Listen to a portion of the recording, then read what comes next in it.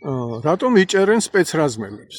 რატომ და ასე ქართული ოცნება საერთაშორისო მართლსაჯულებას ეუბნება, რომ ოღონდ შენ არ დამიჭირო, ოღონდ შენ არ გამოიძიო ჩემი დანაშაული და აი მე თვითონ ვიჭერ ჟურნალისტზე თავდასხმელს, იქ მოქალაქეები, ვინც კი რაღა მოკლა მიტინგის მიმდინარეობის დროს, მე თვითონ ვაკავებ აგერ რუსეთის აგენტებს და ეხვეწები არ დამიჭირო და მე თვითონ გამოვიძიებ ყველა დანაშაულს.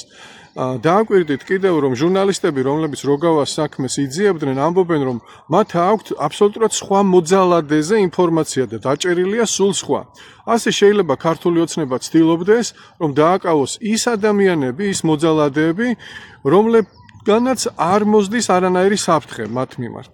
რომლებიც არიან ან მოსყიდულები, ან დაშინებულები, ან აი ამ ადამიანებს, ვისაც იჭერენ, არ აქვთ ინფორმაცია, რომ ეს იყო სისტემური დანაშაული და აი ამ ჯაჭვზე, სისტემური დანაშაულის ჯაჭვზე წვდომა არ აქვთ.